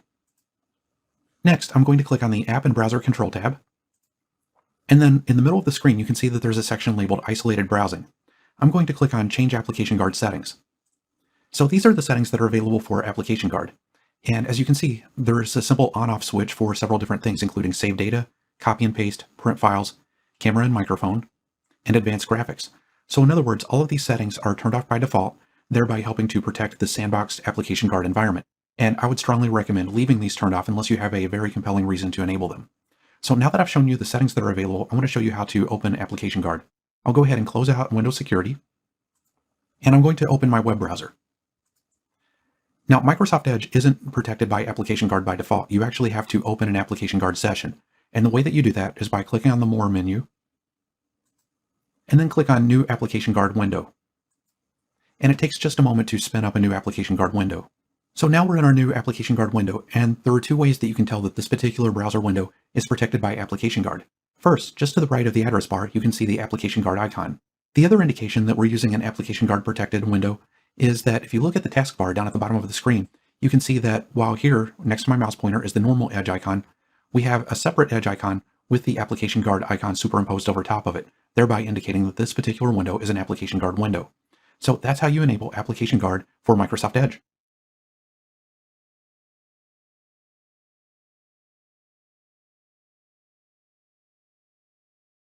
Microsoft makes it possible to pair your Windows 10 device to your smartphone, so I want to show you how to do that. Right now, I'm running Windows 10 on a Microsoft Surface Book 3, and I'm going to pair it to a Surface Duo smartphone. The first step in doing so is to launch the Your Phone app, so let's go ahead and do that. So here we have the Your Phone app, and this is built into Windows. This isn't anything that you have to install. The first thing that I have to do is choose what type of phone that I have. I'm going to go with Android because the Surface Duo runs the Android operating system, even though it is a Surface device. So I'll choose Android and click Continue. Next, I'm prompted to sign into my Microsoft account, so I'll go ahead and do that now. Now I'm taken to the Pair Devices screen. The pairing process works a little bit differently depending on what type of phone you've got. But if you look at the screen, you'll notice that there's some text that says that for Surface Duo and select Samsung phones, the companion app is already installed and will open from the link. So in other words, there's an application that you'll typically have to install on your smartphone in order to complete the pairing process. But if you've got one of these select phones, which in this case I do, you don't have to worry about manually downloading that application. So what I'm going to do is select the I have the companion app ready checkbox, and then I'm going to click the Pair with QR code button. And this causes the app to display a QR code that can be used to complete the pairing process. Next, I'm going to switch over to my Surface Duo device, and I'm going to swipe down from the top of the screen. I'm going to swipe again, and this expands the menu. I'm going to tap Link to Windows. Next, I'm going to tap on Link your phone and PC, and now I see a message asking me if the QR code on the PC is ready. In this case it is, so I'm going to go ahead and click Continue. Now the phone asks for permission to take pictures and record video. I'm going to click Allow. And so I point the phone at the QR code until the QR code is recognized. Now I need to sign in with my Microsoft account, and it's very important to use the same Microsoft account for both Windows 10 and for your phone. So I'm going to tap Sign in with Microsoft, and now I'm prompted to enter my Microsoft account. I'll tap Next, and now I'm prompted to enter my password. I'll tap Sign in. So now we need to get a PIN number that we can put into our Surface Duo device. And the way that we do this is by switching back over to the PC, opening up a web browser, and going to www.aka.ms/yourphonepin, as I've done right here. I'll go ahead and press Enter. And when I do that, I see a message saying that the site is trying to open your phone. I'll go ahead and click on Open. And I'm prompted to sign in. And now I'm given a PIN code that I can enter into the device. So let me switch back over to the device. So I'm going to tap I see a PIN code. And now I need to type in the code that's shown on my PC. I'll tap Continue. And now I see a message saying that my phone is being paired up with my PC. Next, I'm taken to a screen that tells me that I need a few permissions in order for the phone and the PC to work together. I'm going to go ahead and tap Continue. Then I'm going to tap Allow to allow the phone to access my contacts. I'm going to tap Allow again to allow the phone companion to access photos, media, and files on the device. I'll tap Allow again to allow the phone companion to send and view SMS messages. And now we're all set. I'm going to tap Done. And if I switch back over to my Windows 10 machine, I see a message saying you're all set. So I'm going to click on Let's Go. And now we can see that the Surface Duo device is paired with Windows 10. And I have links over on the side that I can use to access things like notifications, messages, photos, the phone screen, and my calls. So that's how you pair a phone to Windows 10. One of the key capabilities built into Windows 10 is inking. That is the ability to interact with the Windows 10 operating system using a digital pen. So I want to show you how that works. Now, the first thing that you're going to need to do, if you haven't already, is to pair a pen to your Windows 10 PC. And the method that you use to do this is going to vary widely depending on what type of pin that you're using. A lot of the pins on the market use Bluetooth connectivity. If you happen to be using a Surface device like the one that I'm using and a Surface pin, then the way that you would pair your pin is by simply holding it on the screen for 10 seconds. So let's go ahead and do that. I'm going to take my Surface pin and touch it to the display on my Surface Book 3 and hold it there for 10 seconds.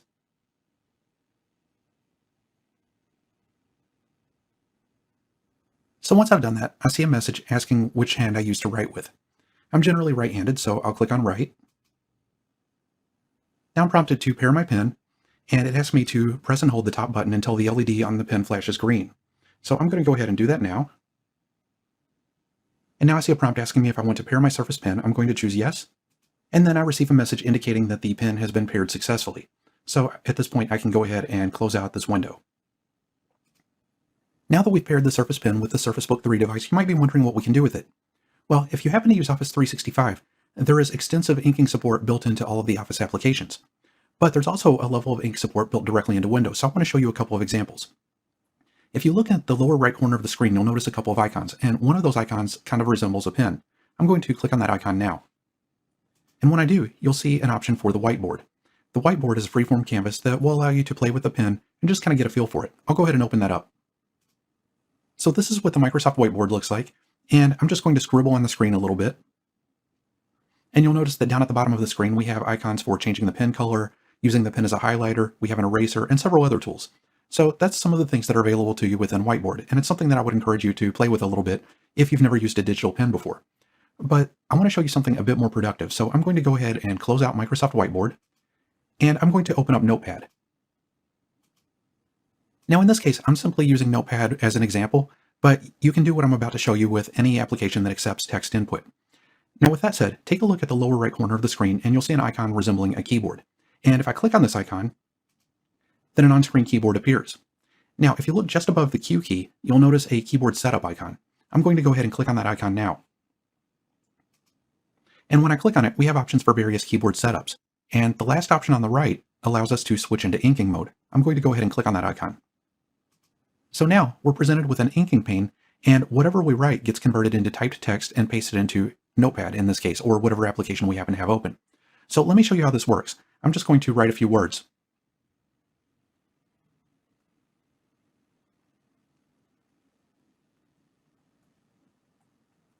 Okay, so you might have noticed that there were several mistakes made as I was writing the text, and that was intentional because I wanted to show you some of the gestures that are available with inking.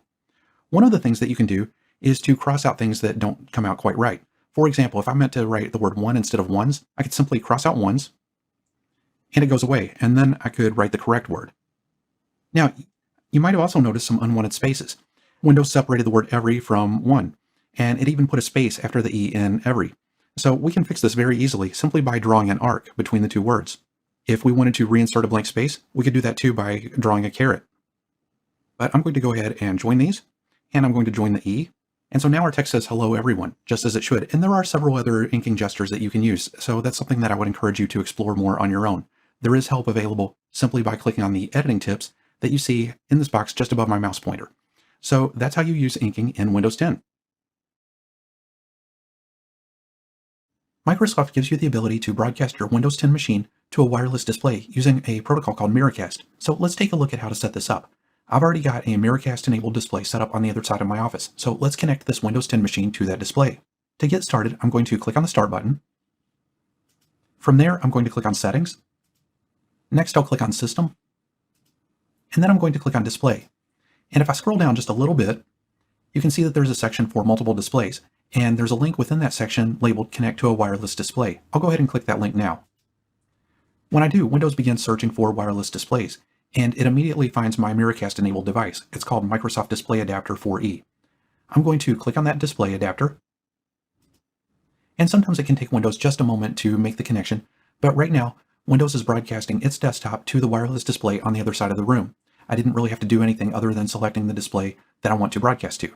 And when I'm done, all I have to do is click on Disconnect, and that will sever the connection. So that's how you connect Windows 10 to a wireless Miracast enabled display. Much of the new hardware that's being released today is Bluetooth enabled. So it's really important to know how to connect a Bluetooth device to a Windows 10 machine. So let's take a look at how to do that.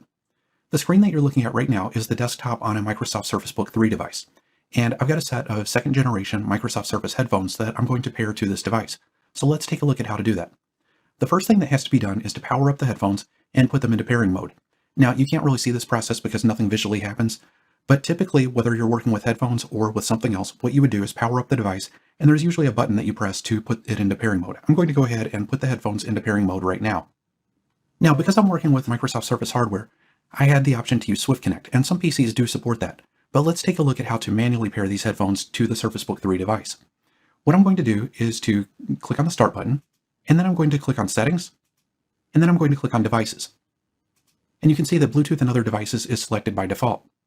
Now, if you look at the very bottom of the screen, you can see that there's a checkbox to show notifications to connect using Swift Pair. That's what that pop-up was that you saw a moment ago.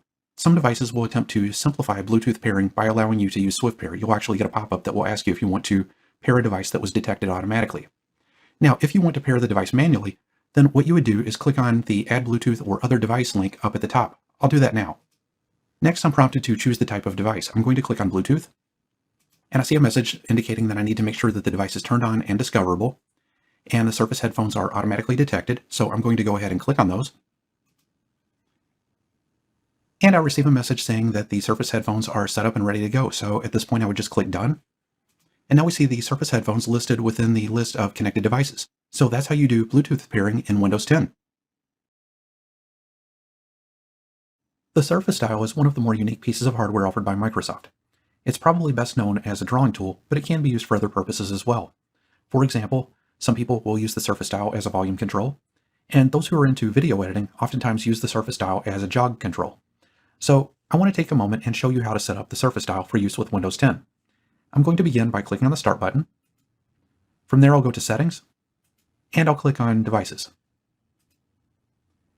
I'm going to select Bluetooth and other devices, and then I'm going to click Add Bluetooth or Other Device.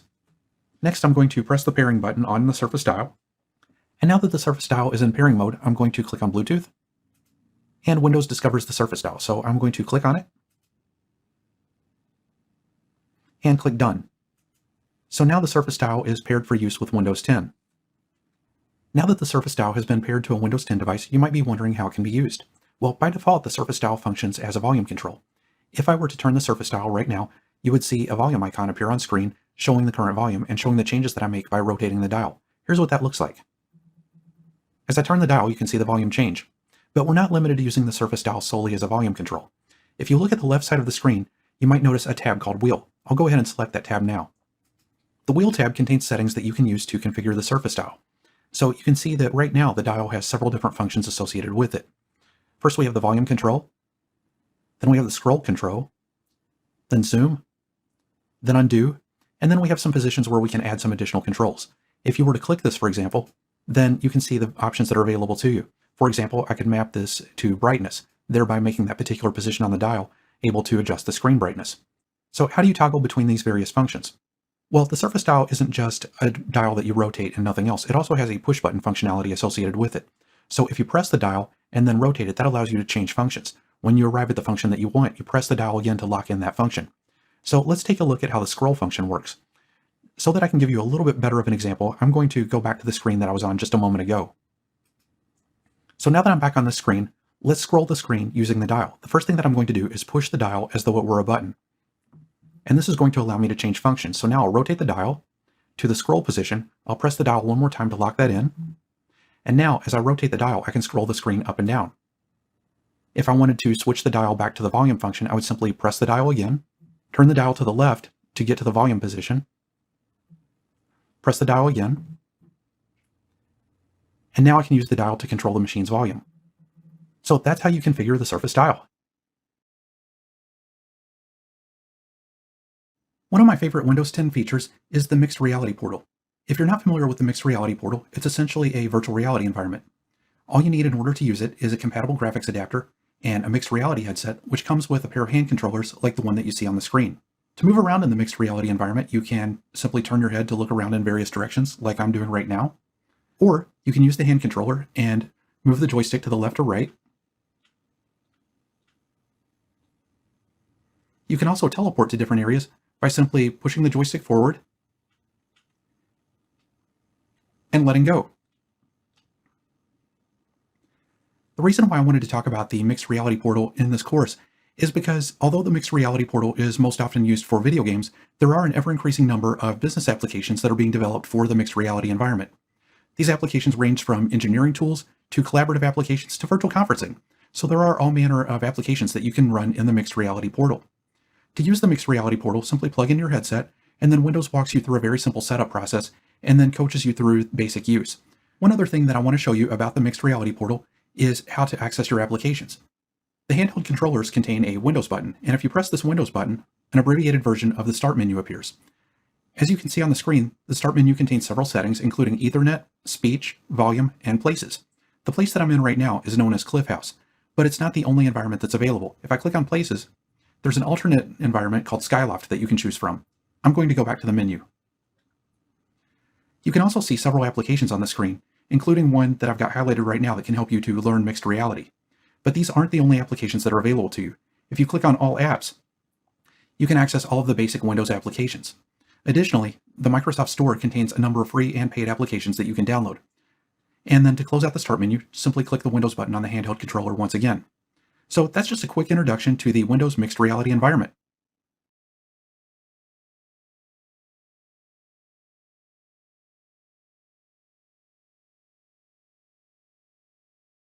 Windows 10 supports remote connectivity by way of the RDP protocol.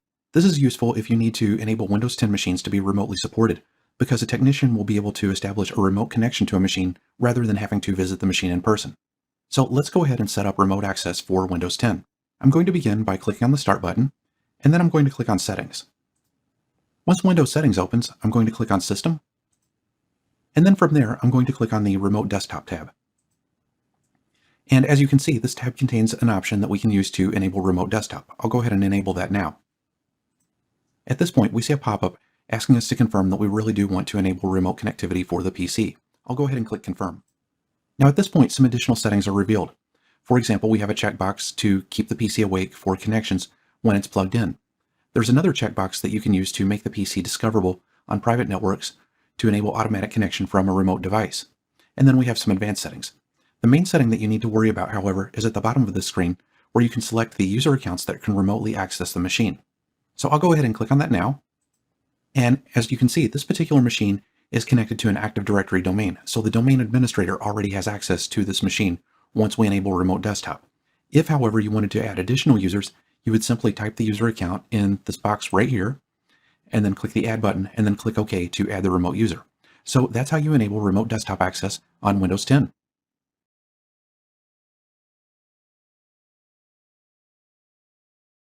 In the previous video, I showed you how to set up Windows 10 to support remote connectivity. Now I want to show you how to actually establish a connection to a remote system. Now, in order for you to do this, you need to know either the name or the IP address of the system that you're connecting to. So right now, I've got my target system up, and I want to show you how to get both of these pieces of information. So what I'm going to do is to right-click on the Start button, and I'm going to go to System, and then I'm going to click on About. And when I do that, we can see that the device name is wks1.poseylab.com. So WKS1 is the device name. This is the computer name that you could use if you were establishing a remote connection to this system. I'll go ahead and close this out. If you want to get the IP address of the remote system, then what you would do is right-click on the Start button, go to Run, and type CMD. From here, type ipconfig. And we can see that the IP address of this system is 147.100.100.225. Now, the other thing that you're going to need to do in order to successfully establish a remote session to a system is to make sure that port 3389 is open. Typically, when you enable RDP, that port will be open automatically, so you generally won't have to worry about this. But if you find that you're unable to establish a connection, then you might want to check the Windows firewall just to make sure that that port is open. So with that said, I'm going to go ahead and close this out. And I'll switch over to another machine and we'll establish a remote session to this computer. Okay, so I'm on a different computer, and I've changed the background color just to make it clear that I am on a different machine. So let's go ahead and set up a remote connection to the machine that we just looked at. What I'm going to do is click on the Start button, and I'll go to the W section. I'll expand Windows Accessories, and then I'm going to click on Remote Desktop Connection. From here, I'm prompted to enter the name of the computer that I want to connect to. This is where I could enter either the computer name or the IP address of the remote system. I'm going to go ahead and use the IP address. Now at this point, we could simply click on the connect button and establish a connection, but there are some more options that you can use as well. You'll notice in the lower left corner of the remote desktop connection box, there's a show options link. I'll go ahead and click on that. And when I click on show options, we have the ability to pre-populate our username, and there are also a series of tabs that we can use. For example, there's a display tab that we could use to set the display resolution to be used by the remote connection. There's a local resources tab, and this allows us to configure things like audio, the keyboard, local devices, and resources. There's also an experience tab. And the experience tab lets us select our connection speed, thereby choosing the quality of the remote session. For example, if you have a low bandwidth connection, then you might disable things like the desktop background, font smoothing, and some of those things that consume a little bit of extra bandwidth. And then we have an advanced tab. And for example, on the advanced tab, we can see that this is set up to warn me if server authentication fails. So I'm just going to go ahead and click on hide options. And this will take me back to where I was just a moment ago. I'll click connect. And now I'm prompted for the credentials that will allow me to log on to that remote system. So I'll go ahead and enter those credentials now. And then I'll click OK. And now I see a warning message. This is very typical. It's not something that you have to worry about. Just click on yes.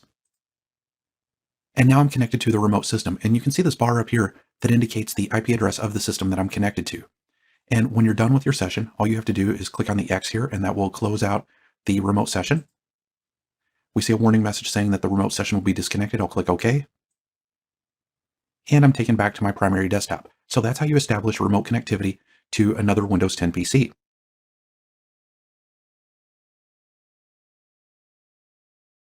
If you use the Windows Remote Desktop software to occasionally connect to a remote system, then it generally works fine.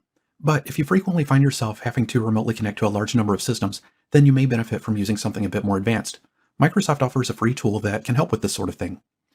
As you can see on the screen, this tool is called the Remote Desktop Connection Manager, and it's something that you have to download. It doesn't come with Windows. So let's go ahead and take a look at how to use this tool.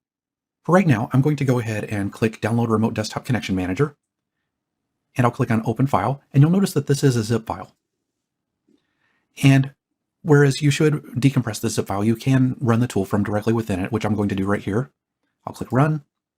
And this is what the Remote Desktop Connection Manager looks like. So let's go ahead and set this up for use. The first thing that I'm going to do is to click on File, and then choose New. And from here, what I have to do is create a group. I'm going to call my group Windows 10. And as you can see, the tool created a container called Windows 10. And then I can begin creating sessions within this container. So let's go ahead and do that now. I'll right-click where it says Windows 10, and then I'm going to choose Add Server. Now the reason why this says Add Server is because this tool is designed for server management, but it can just as easily be used to manage Windows 10. So I'll click on Add Server, and now I'm taken to the Add Server dialog box with the Server Settings tab selected. The first thing that I have to do is to type the name of the server that I want to connect to. You can either enter the computer name or the computer's IP address. I'll go ahead and enter the name of one of my Windows 10 machines. Next, I'm going to select the Logon Credentials tab. And rather than inheriting the credentials from the parent, I'm going to manually specify some credentials. So I'm going to go with the administrator account in the Posey Lab domain. I'll type my password, and I'll click Add. And so now we've created a connection to this remote system. Now, because this tool is designed to create multiple connections, let's go ahead and set up another one. I'll run through this one a bit more quickly. So I'm going to right-click on Windows 10.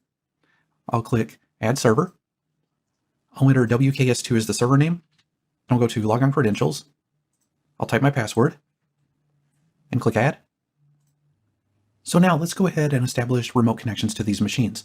What I'm going to do is right-click on WKS1 and then click on Connect Server. And I'll do the same thing for WKS2. And you can see the thumbnails change in order to indicate that these sessions are connected. If we want to view these sessions, all we have to do is click on one of them, either by clicking the thumbnail or clicking the link underneath the Windows 10 container. And now we're taken into that session. And this is cut off a little bit, but there are scroll bars that you can use to access the bottom half of the window or to scroll to the left or right. So that's how you use the Remote Desktop Connection Manager to manage multiple remote desktop connections to Windows 10 machines. Although the Windows Remote Desktop software is often used for support purposes, it isn't the only option. Another option is to use Remote Assistance. Remote Assistance works a little bit differently from Remote Desktop because in a remote desktop environment, it's usually someone with administrative privileges who initiates the connection to a remote machine. With Remote Assistance, however, it's the end user who initiates the request. The end user requests help, and then whoever is going to be helping them responds to that request by establishing the remote session. So let's take a look at how this works. Right now, I'm logged into a machine that will represent the user who needs help. So the way that this user would need to get started is by right-clicking on the Start button and going to Run, and then typing MSRA, that stands for Microsoft Remote Assistance. I'll click OK, and that's going to bring up this dialog box right here. Now there are two options. The first option is to invite someone that you trust to help you. Being that this particular machine is operated by the end user, this is the option that we're going to use. But the second option is to help someone who has invited you. So let's go ahead and click on the option to invite someone that you trust to help you. And when I click on this option, I'm taken to this screen right here. And the options for requesting assistance vary depending on how the machine is set up. In this case, the only real option is to create an invitation file. But if this machine were equipped with a fully provisioned mail client, such as Outlook, then we would have the option of sending a request by email. Likewise, there's also an Easy Connect option that you can use, but this machine isn't set up for Easy Connect. So let's go ahead and create an invitation file. What I'm going to do is click on Save this invitation as a file, and that's going to prompt me to enter a file name. And this file is going to be stored in Documents. So I'm just going to go with the default file name of Invitation and click Save. And so then the next thing that we have to do is to send that invitation to someone who needs it. Now we can use a variety of techniques for that, but I'm just going to use a web-based mail client. So here I am in Outlook.com, and I'm just going to click on New Message, and then I'll type the recipient. I'll enter a subject line, and then I'll attach the file. And so now with the file attached, I'll simply click Send, and that will send the invitation to the person that I have selected. Now I'm logged into a different machine, and this one will be operated by the person who is going to be providing help. So what I'm going to do is open my mail client, and here's the email message that I sent with the request for help. So I'll go ahead and open that message. Then I'll open the invitation file. And then I'll click the Open File link. And I'm prompted to enter a password. Now you might have noticed earlier that when the person who is requesting help created the invitation file, this window was displayed on their screen with a password. So this is the password that is going to have to be entered into the machine of the person who is going to be providing help. And this password isn't sent in the email message or anything like that for security reasons. So typically what would happen is that the person who is asking for help would read the password over the phone to the person who is going to be helping them. So I'm going to switch back over to the other machine, and then I'll type this password in. And I'll go ahead and click OK. And so now at this point, the person who is asking for help sees a message on their screen asking if they want the person that they've invited to help them to be allowed to connect to their computer. I'll go ahead and click Yes. So now here I am back on the machine from which help is being provided. And initially this looks a little weird because we have two start buttons. The start button on the bottom is the one that's native to this machine. The start button at the top is the start button for the machine on which I'm providing help. So what we're really looking at here is the desktop for the other machine. And I can even minimize this desktop, and you can see that we're back to our native view. I'll go ahead and switch back to that. Now, one other thing that I wanted to point out is that we have some controls at the top of the screen in the upper left corner. We have an option to request control of the remote machine, so that way we can actually take over that machine and perform a repair on behalf of the user who requested help. We have another icon marked actual size so that we can view the icons on the screen at the same size that they are on the remote machine. There's a chat option, and then we have some settings and an option for help. So that's how you use remote assistance in Windows 10.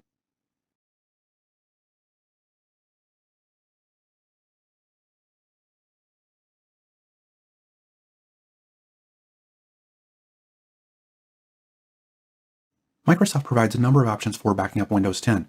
And so in this video, I want to show you how to create a traditional backup.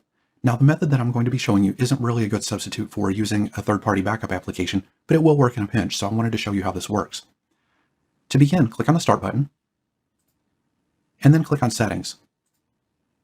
Now, click on Update and Security, and then click on the Backup tab. Next, I'm going to click on Go to Backup and Restore Windows 7. If you look at the backup section on the screen, you'll see a message indicating that Windows Backup has not been set up, so we're going to set it up by clicking on Set Up Backup. Next, I'm prompted as to where I want to save my backup. You'll need a disk that's not included in the backup in order to act as a save destination. If you don't have a second disk on your system, you can always save the backup to the network by clicking on the Save on a Network button. I'm going to accept the default and click Next. Next, you're asked what you want to back up. You have a choice here of either letting Windows choose what gets backed up or choosing yourself. I'm going to select the Let Me Choose option. And I'll click Next. So at this point, we see that all of the Windows libraries are being included in the backup by default. If you want to include more than just the libraries, you can simply select the disk that you want to include, or you can select an individual folder within the disk. I'm just going to go with the defaults here, but one thing that I do want to point out is that down at the bottom of the screen, there's a checkbox that when selected, and this is selected by default, your backup is going to include a system image of drives EFI system partition and the Windows recovery environment. So I'm going to click Next. And when I do, I see a summary telling me what's going to be included in the backup. There's also a message indicating that a system repair disk might be required to restore a system image, and there's a link that you can click to get more information on how to create such a disk if you need one. So for right now, I'm just going to click Save Settings and Run Backup. And at this point, the backup begins, and we can watch the backup's progress on this screen. So that's how you create a traditional backup in Windows 10. In the previous video, I showed you how to back up Windows. Now I want to show you how to do a restoration. So what I'm going to do is open up File Explorer, and I'm going to go to the Documents library. And I've got a file in here called Important Document. I'm just going to erase that file. So the important document is gone. Now let's restore that document from our backup. I'm going to go ahead and close out File Explorer. And now I'm going to click on Start, Settings, Update and Security, Backup, and then I'm going to click on Go to Backup and Restore Windows 7. So here you can see that the backup has run a few times, and this brings up an important point. If you take a look in the backup section, you'll notice that the very last thing references a backup schedule. So when you create a backup in the way that I discussed in the previous video, that backup is scheduled to run on a regular basis. The reason why I mention this is because you may find that you need to restore your files from an older backup. So we have a few different options with regard to restoring files. We can restore all user files. We can select another backup to restore files from, which is what you would want to do if you need to pull those files off of an older backup. Or we can simply restore the files from the current backup, which is what I'm about to do. So I'm going to click on Restore My Files. Next, I'm going to click on Browse for Files. And this brings up File Explorer. I'm going to go to Backup of C. Then I'll go to Users, Brien, Documents, and then here's my important document. So I'm going to select that, click Add Files, and click Next. Now I'm asked where I want to restore the file to. I can restore the file to its original location, or I can specify an alternate location. I'm going to go with the original location and click Restore. And now the file has been restored. So I'm going to click Finish, and I'll go ahead and close this out. I'll close this out, and I'll open up File Explorer. I'll go to PC and Documents, and here's my important document. So it has indeed been restored from backup. So that's how you perform a restoration from Windows 10 backups.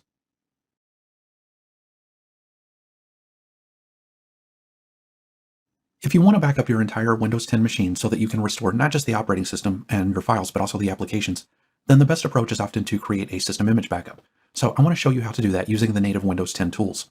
I'm going to begin by clicking on the Start button, and then I'll go to Settings, Update and Security, and I'll select the Backup tab. Now I'm going to click on Go to Backup and Restore Windows 7. And then rather than creating a Windows 7 style backup, what I'm going to do instead is click on Create a System Image. It's in the upper left corner of the screen. Now I'm prompted as to where I want to save the backup. You can save it to an empty hard disk on your system, you can write it to a series of DVDs, or you can save the backup to a network location. I'm just going to write the backup to a hard disk. So I'll go with the defaults and click Next. Now I'm prompted to confirm my backup settings. We can see that the backup in this case is going to consume 24 gigabytes of disk space. This all looks fine, so I'm going to click Start Backup. And because system image backups tend to be rather large, this process can take a significant amount of time to complete. And so now the backup process has completed, and we're prompted as to whether we want to create a system repair disk. A system repair disk is simply a disk that you can boot the system from, and then use that boot environment to access your backup or to reimage your computer. So you only need to create a system repair disk once. You don't have to worry about it if you've already got a system repair disk, or if you happen to have a copy of the Windows installation media. So with that said, I'm just going to click No because I don't need a system repair disk, and we see a message saying that the backup completed successfully. So that's how you create a Windows system image backup in Windows 10. The easiest way to restore a Windows system image like the one that I created in the previous video is to boot your system off of the Windows 10 installation media, as I've done here. So when you boot your system off of the installation media, the first thing that you see is a screen like this one, prompting you to select the language that you want to install, your time and currency format, and your keyboard or input method. I'm going to accept the default values and click Next. Now I'm taken to a screen that prompts me to click Install Now to install Windows. But remember, we're not trying to install Windows, we're trying to restore a system image backup. So rather than clicking Install Now, I'm going to click on Repair Your Computer. So this brings up a screen that prompts me to choose an option. I'm going to click on Troubleshoot, and that's going to take me to the Advanced Options screen. Now, there are several options presented on this screen, but the one that I need to click on is System Image Recovery. So here, I'm prompted to select my target operating system. I'm going to go with Windows 10, and then I'm asked which image I want to restore. By default, the latest available system image is going to be selected, but we do have the option of selecting a different system image if necessary. I'm just going to go with the default value and use the latest available system image. I'll click Next. Next, I'm taken to a screen that asks me if I want to format and repartition my disks. If the system is extremely damaged, or if you suspect that malware may have gotten into the system, then reformatting may not be a bad idea. In this case, I don't really have a reason to reformat, so I'm not going to worry about selecting that checkbox. And incidentally, there's also a button that you can use to install device drivers if necessary. I'm just going to click Next, and then I see a prompt indicating that the computer will be restored from the following system image. And it gives me the date and time that the image was created, the computer name, and the drives that are about to be restored. So if I wanted to move forward with the restoration process, I would simply click Finish, and then the system would be completely refreshed based on the image. So that's how you restore a system image in Windows 10. If you save data locally on a Windows 10 device, it's a good idea to enable file history backup. File history backup copies your files over to another drive so that there's a backup copy of those files. So let's take a look at how to enable a file history backup. I'm going to begin by clicking on the Start button. From there, I'll click Settings, Update and Security, and then I'll click on the Backup tab. And you can see that right in the middle of the screen, we have an option to backup using file history. And then there's some descriptive text beneath that indicating that you can back up your files to another drive and restore them if the originals are lost, damaged, or deleted. So to use file history, we have to add a drive. And this is the drive that the backup data is going to be written to. So I'm going to click on Add a Drive, and then I'm going to select my E drive. So now file history backups are enabled, but we have some options that we can configure for our file history backups. So I'm going to click on More Options, and this takes me to the Backup Options screen. So the first option is to back up the system right now. And if we wanted to create a backup, I could simply click Backup Now. And sometimes when file history has first been set up, this takes a couple of tries. But it looks like it's going to go ahead and create a backup for us. The next thing that we can do is to set the frequency with which backups are created. You can see that by default, backups are created every hour, but we can increase or decrease this frequency simply by choosing an option from the dropdown. As you can see here, we can create backups as frequently as every 10 minutes or as infrequently as every day. We can also set a retention period for our backups. By default, backups are kept forever, but we can keep backups for significantly less time if that's the desired operation. Just beneath that, we can see the folders that are going to be backed up. And it's a fairly long list of folders that are being backed up, but the entire machine isn't backed up. So as a general rule, if data exists within your document libraries, that data is likely going to be backed up. But if you keep data in other locations, you're going to need to add those folders to the backup. And you would do that by using the Add a Folder link. If I scroll down, you can see that there's also an option to exclude folders. So if you have specific folders that are maybe way too big or that change too often, then you may want to exclude those folders from your backup. And you would do that simply by clicking on the Add a Folder link. And then finally, there's an option to stop using the current drive for your file history backups, and you can use a different drive if you so choose. Generally, this isn't something that you would want to do unless your drive starts filling up and running out of space. So that's how you create a file history backup in Windows 10. Now that I've shown you how to create a file history backup in the previous video, I want to show you how to restore a file from a file history backup. So what I'm going to do is open up File Explorer. I'll go to this PC and then Documents. And we have a document file called Important Document. I'm just going to go ahead and delete that. And we'll recover that document from our file history backup. So let me close this out. And there are really two ways that you can restore a document from a file history backup. One option is to simply use File Explorer. So if I open up File Explorer and go to this PC, and then in this case, I'm going to go to my E drive. That's the drive that contains my file history backups. From here, I can go to File History. I'll go to my name, which holds my file history. Then this is the computer name. And then I can go to Data. And then there's the C drive, Users, Brien, and then Documents. And here are my documents. And I can do a direct copy and paste from this folder to the folder where I want to restore the document to. Now, one thing that you need to know about this method is that although it works and it is really simple to do, the file names change because you'll notice that date and time information are appended to each one of these files. So I could restore the important document in this way. As a matter of fact, I'll go ahead and do that. I'll just right click and choose Copy. And then I'll open a second copy of File Explorer. I'll go to this PC, Documents, right click and paste. And the file has been recovered, but it has a different file name than before. So I would need to rename this file. But there is another method that you can use to restore the document. So I'm going to go ahead and get rid of this. And I'll close out File Explorer. And what I'm going to do now is click on the Start button. I'll go to Settings, Update and Security. I'll click on the Backup tab, and then I'm going to go to the Backup Using File History section and click on More Options. And when I get to the More Options screen, I'm going to scroll all the way to the bottom, and the very last option on the screen is Restore Files from a Current Backup. I'll click on that now. This brings up the restoration screen, and we can see at the top which backup we're going to be recovering the data from. And I'm just going to go into Documents, and here's my important document. So I'm going to select the important document, and then I'm going to click on the Restore button. And we can see that the document has been put back to its original location. And in this case, the document retains its original file name, so we don't have to worry about renaming it when we're done. So that's how you restore data from a file history backup. If you find that Windows 10 isn't running all that well, it may make more sense to refresh the operating system files than to restore a backup. So I want to show you how to do that. Before I do though, I want to quickly mention that even though what I'm about to show you is generally safe, it's never a bad idea to go ahead and make a backup of your data before you do something like this, just in case. So with that said, let's take a look at how to refresh the operating system files. I'm going to click on the Start button. I'll go to Settings, Update and Security, and then Recovery. From there, I'm going to locate the Reset This PC section and click Get Started. When I do that, I'm presented with two options. The first option is Keep My Files. So this option removes all of your apps and your settings, but it keeps your personal files. The other option removes absolutely everything. It simply performs a clean Windows 10 installation and removes everything else. So for the purposes of this video, I'm going to choose the Keep My Files option. And now I'm asked how I would like to reinstall Windows. We can download the operating system from the cloud, or we can use a local copy of Windows. I'm going to go with the cloud download option. I'll click Next.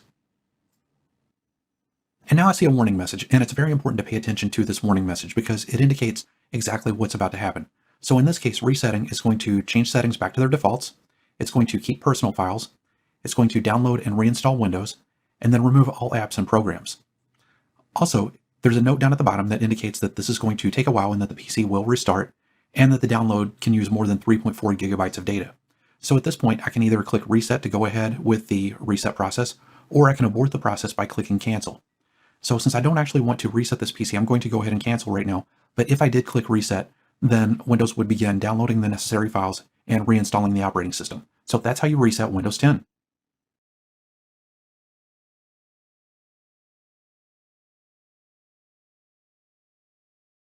OneDrive is natively integrated into Windows 10, but before you can use it, you'll need to associate your Microsoft account with OneDrive.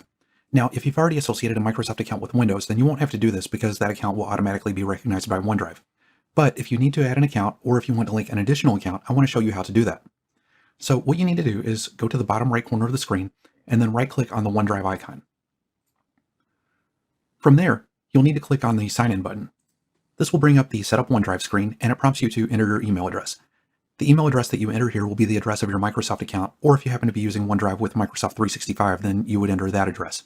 So I'm going to enter my Microsoft address. I'll click Sign In. And now I'm prompted to enter my password. I'll click Sign In. Now I'm taken to the Your OneDrive folder screen. I'm just going to click Next to accept the defaults. I'll click Use this folder. I'll click Continue. And now I'm prompted to upgrade to Premium. I'm not going to worry about that. I'm just going to click on Not Now.